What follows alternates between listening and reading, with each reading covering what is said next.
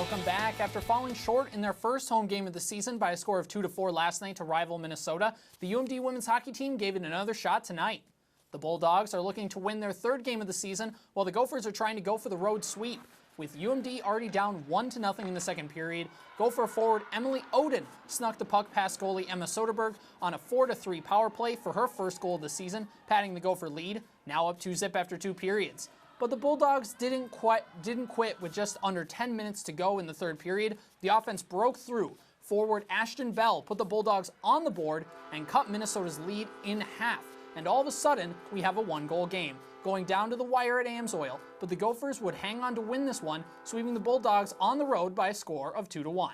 Not a lot happened there in the first little bit, but I think as it went on, we generated some more, and it just took us a bit to get going. But if we had some more urgency and right off the hop, then it would have been a different game for us. We gave up that early one in the first, but kept it to a one-goal game that whole time until we got incredibly undisciplined late in the second, and they capitalized on that 4-on-3, unfortunately. But still, 2-goal game heading into the third. We still like our chances very much in the game. The Bulldogs will try again for that first home win next weekend when they take on St. Cloud State.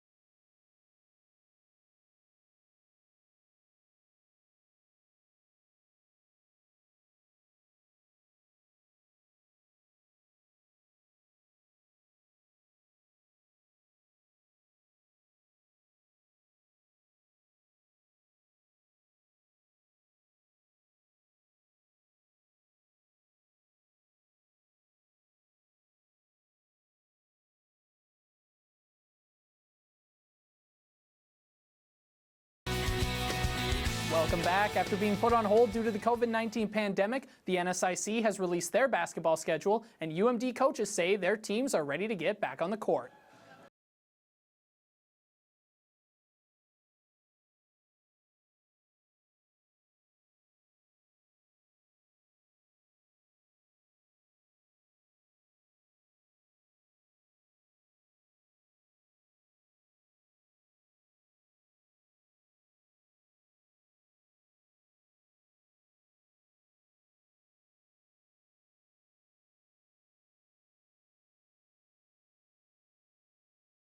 And moving to the gridiron, the Vikings and Panthers needed just about every second to this one to decide it.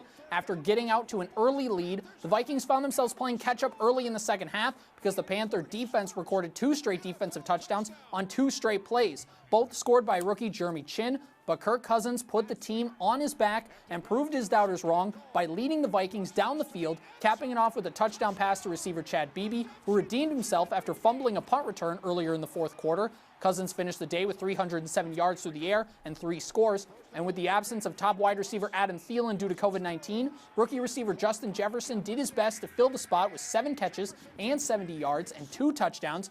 The win gets the Vikings to 5-6 with 5 games to go and keeps them alive in the playoff race.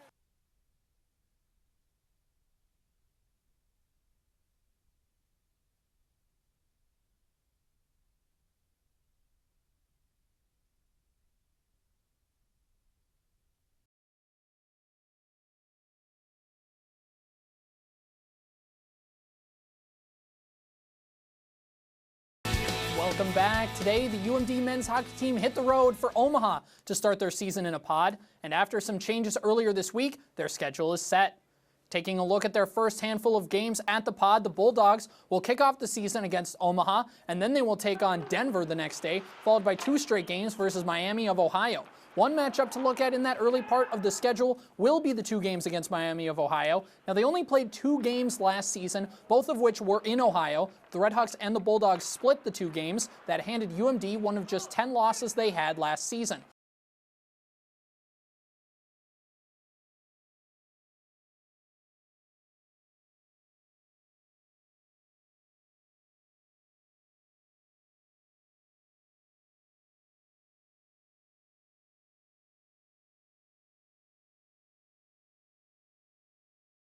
The Northwestern football team had their season end last week after a 6-2 season, but that doesn't mean their hard work went unnoticed.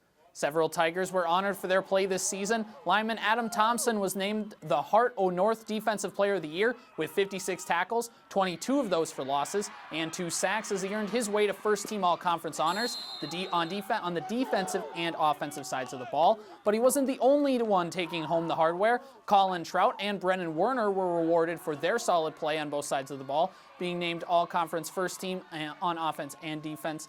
Lineman Ben Bennis earned a spot on the first-team offense, and linebacker Austin Schillis got himself on the first team with his defensive efforts. That's a lot of names there. Well done, Tigers, on a great season. And over in Ely, head football coach Corey Lassie has decided to step down from the position after being with the Timberwolves for the last 11 seasons. Lassie says he decided to move on from the position to spend more time with his family, according to the Ely Echo. The Timberwolves went 3-3 this season before their year ended after losing their lone playoff game to Big Fork last week. Lassie says he's looking forward to watching the Timberwolves in the future, just now from the bleachers as a fan. Congrats on your run, coach, and best of the luck in the future.